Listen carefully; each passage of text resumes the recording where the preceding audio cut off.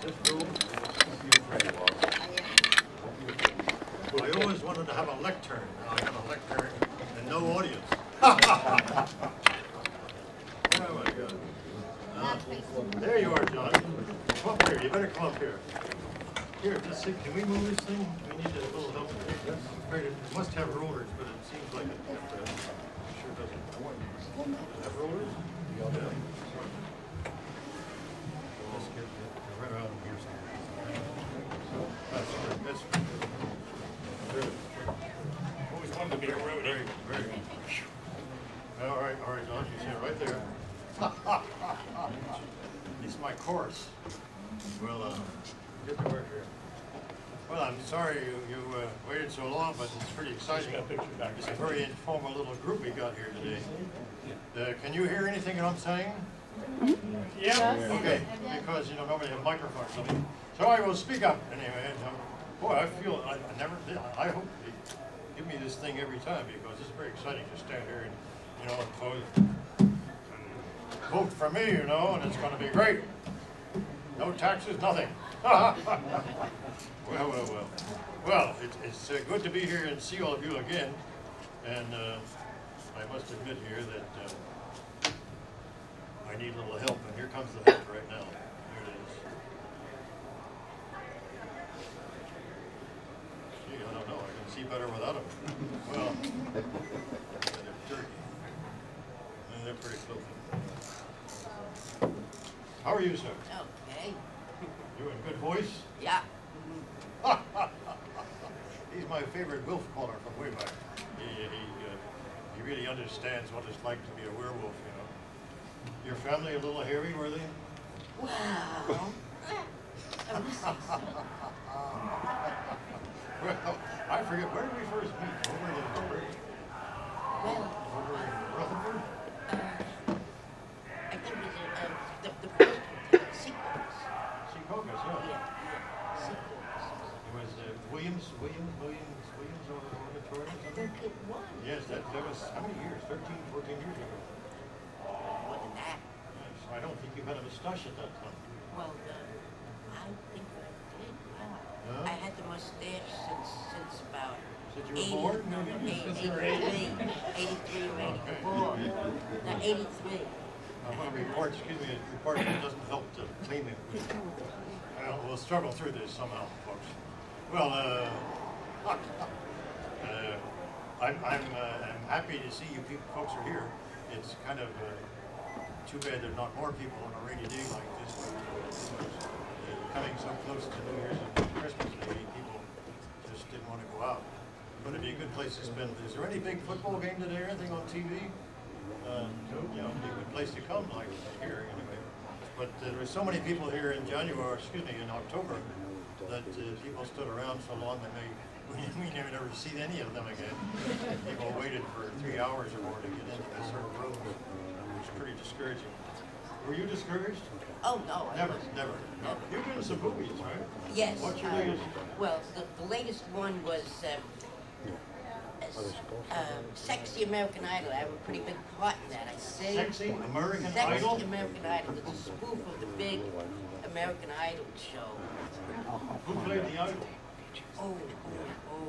Well, they had the director, John Fidelli, was playing the Simon Leeds character. Yeah. Glitterbow Land. He did it as a spoof of Ozzy Osbourne. Have you seen this thing? Is it finished? Oh, it's been out for a year.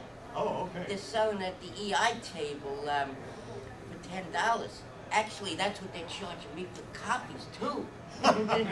So you better get it from them. And that 70s girl, that was done around 4 years ago, and they wanted to do it as a pilot for a cable TV series, but they never sold it, so they released it as another movie. Oh, well, that makes sense. That makes sense. A lot of monkey business going on like that, yes. Well, that's great. Any new ones you're getting? Well, Carl Petrie, who has Metro Video Productions, he, in April, he'll come out with a three-part movie in which I play a UFO fanatic. Fanatic? See, the segment where I'm in, the hero is going in the store, and I have a sign saying, the UFOs have landed.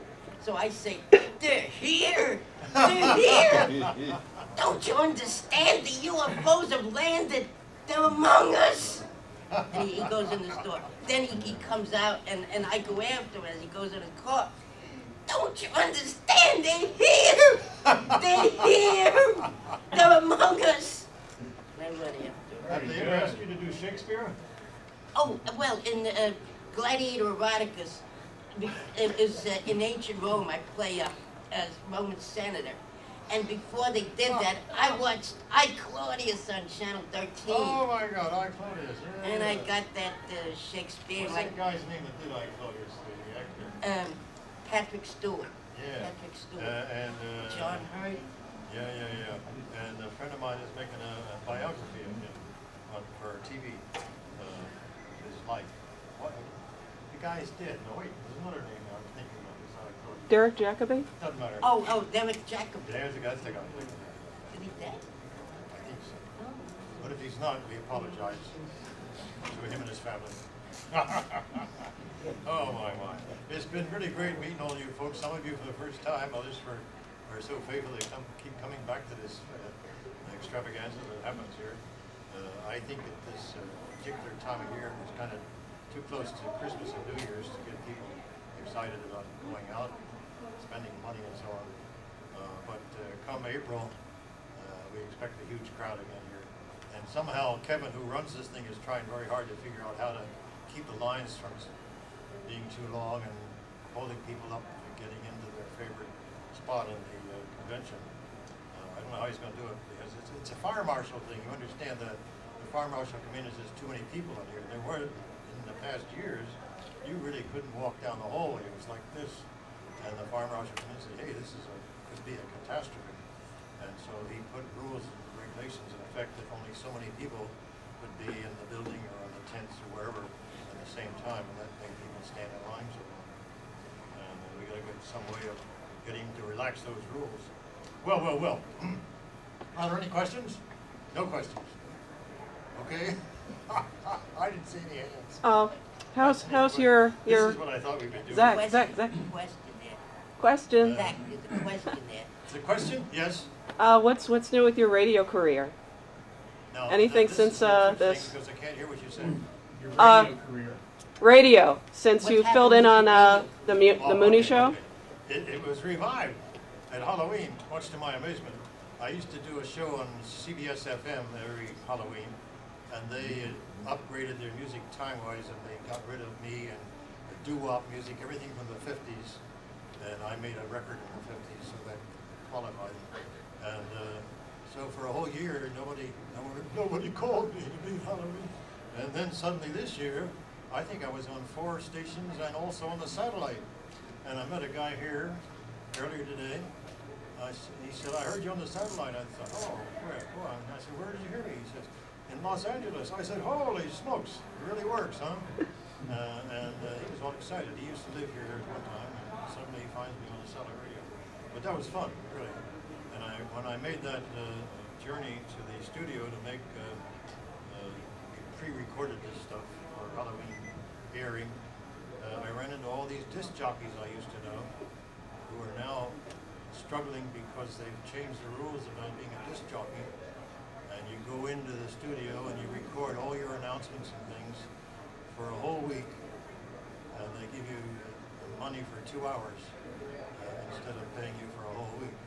That's what they call voice tracking, and they're blaming Clear Channel for doing that. But they do it to save money, and they pull all these little words that you put on tape, and they build the show around that. And they don't have to have you in the studio every day. And so I was out there doing these, I think it was the Q104 here in New York City that started it. And when I went in there, I suddenly met all these people that I knew either from working with him or knew from being on the air. And then I moved over that same day to the satellite, Sirius satellite offices. And I ran into the same people. They're working on as many radio stations as they can. They've never had such rules before. You work at one station, you get a contract, and you don't appear on any other station. So here I found myself doing all kinds of stuff on the radio. And satellite, that was great. I've never heard satellite radio, no commercials. And I approve of that, I'll tell you. I think that's what's killing radio and TV also. There's too many commercials, it's terrible. I mean, you watch a movie on TV, and by the time the commercials are over, you forget what movie you were watching. It's terrible. It is. And they're always louder than the show you're watching. And that's really not the TV station's fault in a way, because the advertisers like things loud. So if you're watching a movie and all of a sudden a commercial, come on, it's much louder than the movie you were watching, and then they'll go back to the movie and it's quiet again. But the advertisers like it that way because it wakes you up and you have to hear their message. And the TV stations are afraid to tone it down because they might not get the commercial money. That's fine. Well, now, you've been standing here very patiently, my dear. I'm going to thank you, my boy. And don't go away. Don't go away. We're about to do this here. I decided I would give a reading here this afternoon. There's some of these things you heard before, but I'm going to have help here. Now, we have a DVD called The Dead Man's Ball, you know, and it started off like this. You might recall some time ago, we had a dead man's ball. Corpses came from miles around in answer to the call. Zombies, werewolves, Frankenstein, and even dear old Drac joined us all for dinner and a gruesome midnight snack. Midnight slack, well. Oh, how I miss those grand old days and nights cavorting with our friends. I think the time is right, my dear, to do it all again.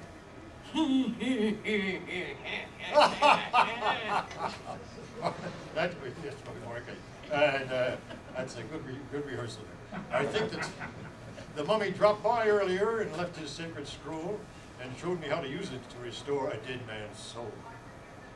And I took it out to the graveyard and I read the scroll out loud. The earth below me shifted and the wind began to howl.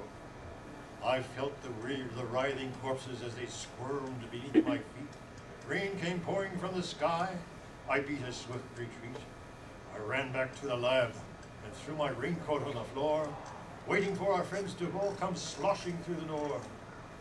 My dear prepared the food and poured the drinks. A monkey brain souffle lets off a festive kind of stink. Our guests are outside screaming. I'm afraid I have to run. The dead man's other ball has officially begun. Now that was to be the opening poem of the new CD, which hasn't come out yet, but now it's going to be called Internment for Two. So he's written another poem, which I don't have yet. But these things were written by Michael Jilks, who's usually here with the guitar playing, and he's working on the new CD. And he's got some pretty good. Now this is good songs. One of them is called Satan's Country Line Dance. Follow me straight down to hell where the disco demons used to dwell. I've got a brand new tale to tell at Satan's Country Line Dance. Disco music had its day. The damned want something new to play. Beyond that burning bale of hay is Satan's Country Line Dance. Pickup trucks with gun racks gleam. Good old boys drink kerosene. Their necks are red, their teeth are green. Grease your pig with Vaseline. Bump and grind with Billy Bob. He shot his boss and lost his job. His girlfriend left him for his dog at Satan Country Line Dance. Old Billy Ray, he hit his stride with one hit song I can't abide. It's achy breaky genocide at Satan's Country Line Dance. Now all line up, growl at the other, grab some hair and give it to your mother. Kick your sweetie and knock down your brother. Save a little moonshine and pour it on your father. Don't mind the monsters, they're scaring each other. And if by chance they just might bite you, you could go home with hydrophobia. That's Satan's Country Line Dance. It's a great song, and that's the only country song in the album. Now here we come. Are you ready? All right. This is known. You all remember Renfield and Dracula, little Renfield. He went bugs. Oh Christ! Bugs. And they both came over on the ship, you know, the shipwreck and all that stuff. And you look down there and say, spiders, give me something. And so this is a song about Renfield and his laugh. And I've got the chorus here with me here, so you understand. Another crack of thunder from a sky as black as coal. This is a song, by the way. Great music. Another crack of thunder from a sky as black as coal. Icy fingers wrap around your dreams and won't let go. You force yourself to wake up, but you wish you stayed asleep. When the screaming starts from the madhouse down the street, rainy nights like this upset an inmate living there. His name they say is Renfield, and he's howling in despair.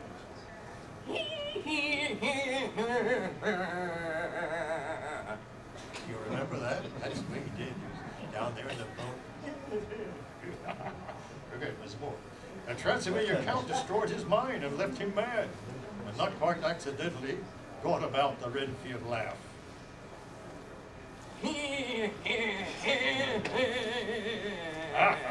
Oh, it gets better all the time. And it goes like this. He did that, yes. Well, he'd really be all right if they just feed him what he needs. A rodent on a stick with an infectious skin disease. If he were living somewhere else, he might be called gourmet. But he was living here, so they hauled his butt away. Renfield has strange, contagious laugh he loves to share. He jerks his head around and shakes the crab lice from his hair. He entertains the inmates and the whole asylum staff. And when he starts convulsing, they all do the Renfield laugh, and they go like this.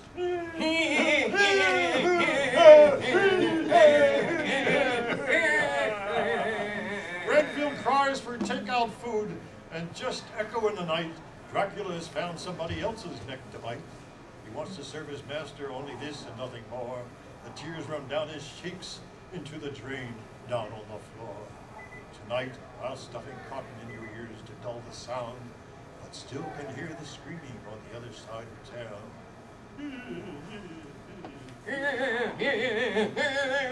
Fight the urge to laugh out loud, for it doesn't pass.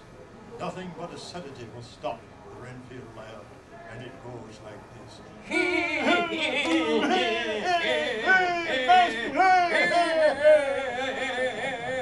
Thank you, my boy. Thank you.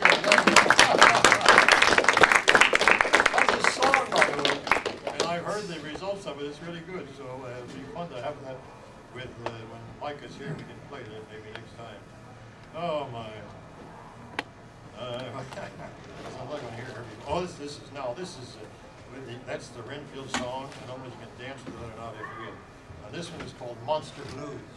Talked about a blues song. And it needs the words. Dracula was in his coffin, sleeping soundly on his back, while mean old Doc Van Helsing planned to launch a sneak attack. And the sun was slowly rising when he ripped the lid apart and drove that wooden stake straight through the Count's undying heart. Because it's true, even monsters get the blues. We hunt them down with torches, dogs, and crucifixes too. You better mind your manners or they might come after you. I ran into the creature at a restaurant yesterday. He said he had a craving for a tender fish fillet. The waiter soon harpooned him and dragged him out of sight, then added Gilman chowder to the menu for the night. Because it's true, even monsters get the blues. We hunt them down with torches, dogs, and crucifixes too. It's always open season, and there's nothing you can do. Frankenstein confided that his bride had gone astray. She left him for the Wolfman, and she's moving out today. He'd kill himself right now if not for one important fact. Each time he ends his life, some evil doctor brings him back. Because it's true, even monsters get the blues. Their mates can be unfaithful. Friends can be so cruel. It's always open season, and there's nothing you can do. Because it's true, even monsters get the blues. We hunt them down with torches, dogs, and crucifixes too. You better mind your manners, or we might come after you. Well, well, well, that's about it.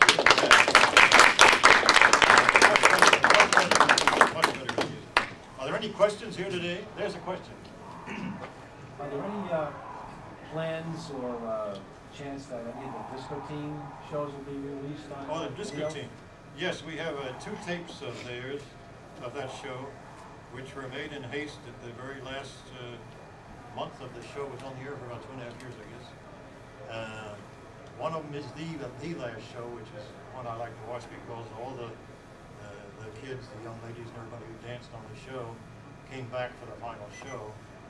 Some of them had well, they were almost 3 years old, you know, when we started. And then we also did a Halloween show, which was about a month before the end of the whole thing. That was a bird. It was a silent one. I'll try to give you a loud one later.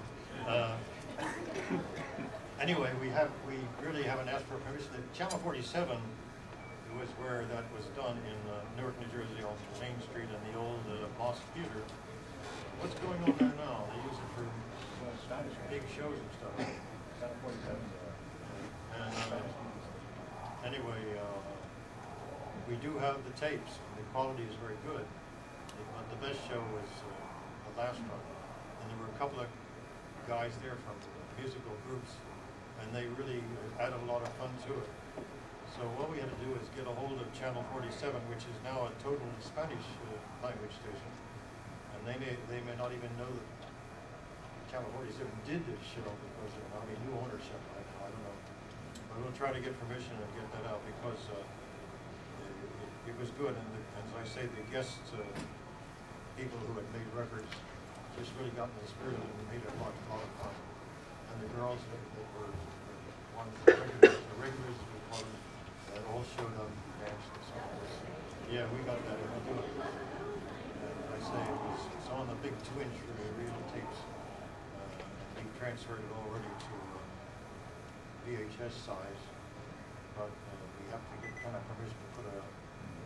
But on the other hand, a lot of things are put out of conventions like this, and you just do it. You know? So yeah, that does exist. Okay. And of course, it's interesting because you're playing music from the 60s. See you soon. Little 45s. Everything was 45s. Yes, ma'am. When will the new CD be out? I hope by April. Mike Jokes, the guitarist, is working on it now. I said, come on, we gotta get this finished. It's being talked about for 2 years. I saw another hand. Yes, ma'am. I know this has nothing to do with what you just said, but I'm just curious. What inspired you to do what you have done? Well, now you have to interpret. I can't quite hear you.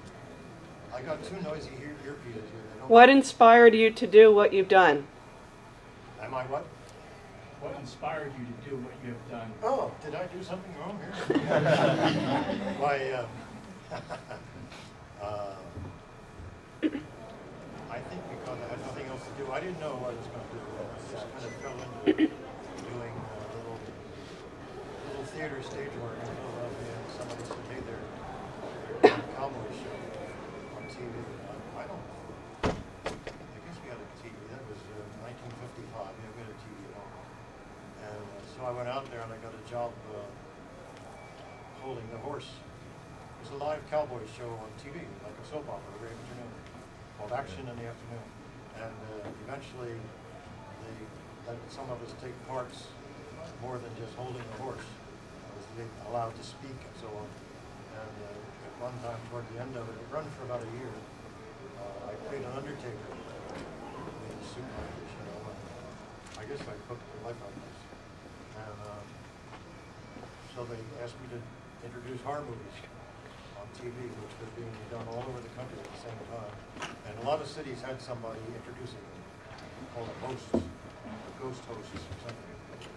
That's how I ended up doing it. It's been a lot of fun.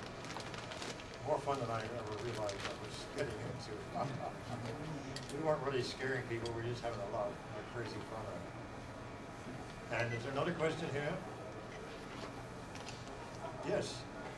When you were doing the original intros to the movies, Yes. did you have a team of writers or a writer working with you, or was that stuff coming out of your head? Well, it depended on where you were. Hey, I got an echo. Can you hear an echo when I do this? No. I'm getting an echo right here. It's very spooky. Yeah, yes, we got to help. The help always consisted of the guy who was when I first came to Newark, New York, when we wanted to look at the movie to see what fun we could have with it. At the end of each segment of the film, when it would be a commercial, we'd make some reference to what the actor had just said, you know, telling me he was crazy or something like that. And then we'd fool around with him, experiment, and do the commercials, more experiment in the movie again. So I had to sit down and figure out what I was going to do in the way of an experiment. If I was going to put a brain inside of an amoeba or something, I had to stretch it out with all those intermissions. So I didn't finish the experiment, and the movie still got what to say.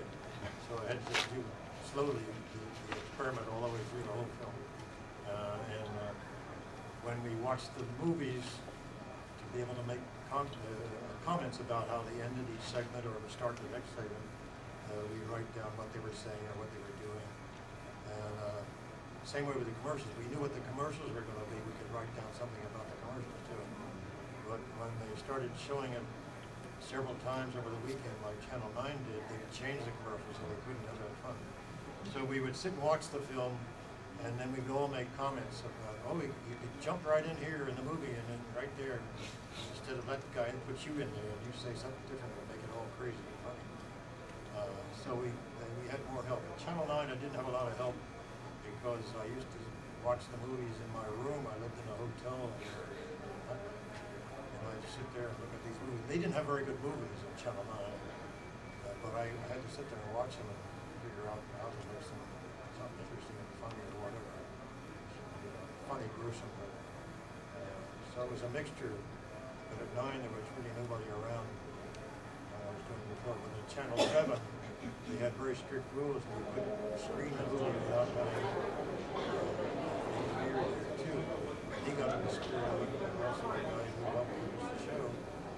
He used to be so old. The guy who helped me at Channel 7 had been on television a long time, and he's the one that suggested we have some musicals. So we were able to borrow musicians from the house band. All the big networks had a house orchestra in those days. In my case, it was for the Pat Boone Show, and the Patty Page Show, and Firestone Hour or something. I don't know. You know, opera stars on Monday and next night. And they all came by my little dressing room, which was in a row of dressing rooms, and mine was an office. And they'd all wander in and say, you know, what was going on. The opera stars had been watching the show. They were really funny. Oh, it's all pretty. Come on. Cesare Siepi, the big tenor, and he was very excited. And the other people that were reading on the show. But there was help, but not enough. But made it funnier, I guess, because I got desperate for what I was thinking to do. It got funnier. Is anybody else agree? Yes, yes, Where yes. were you born? Hmm? Where were you born? Where was I born? In Philadelphia. Oh, in Philadelphia. Yeah, I was talking about this big town until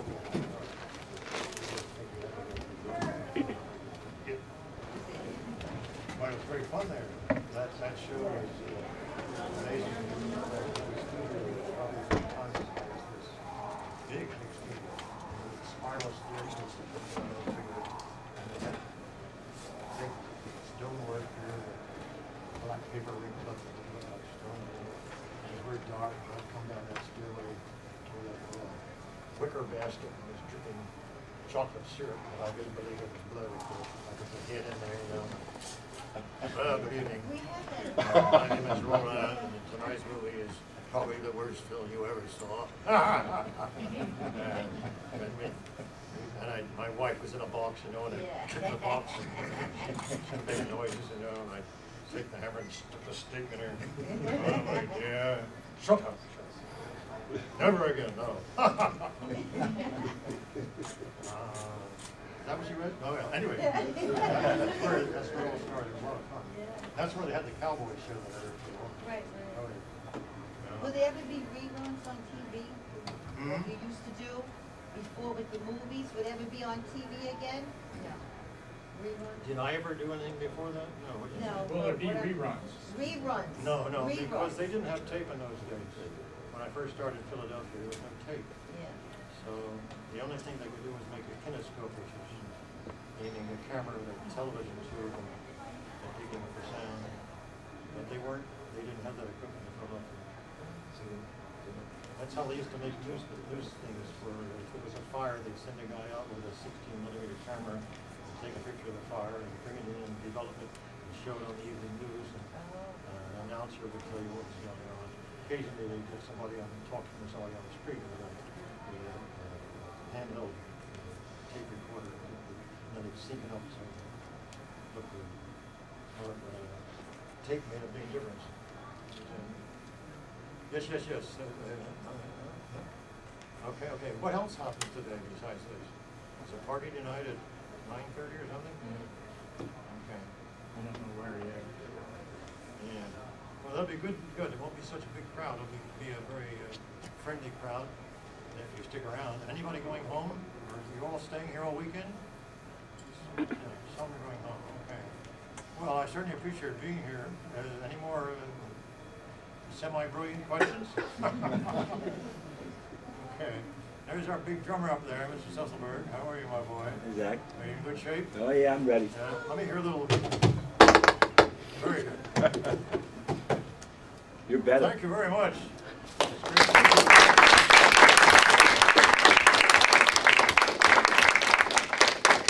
care of yourselves, okay? Oh yeah, boy. Nasty world out there. Sometimes. Is somebody else coming in to give a talk here?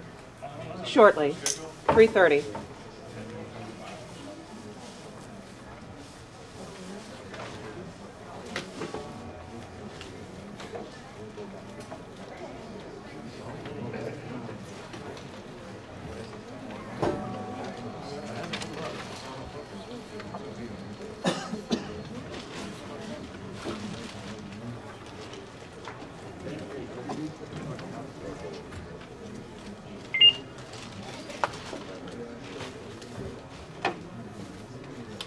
Bye-bye, whatever you are. Oh, I forgot.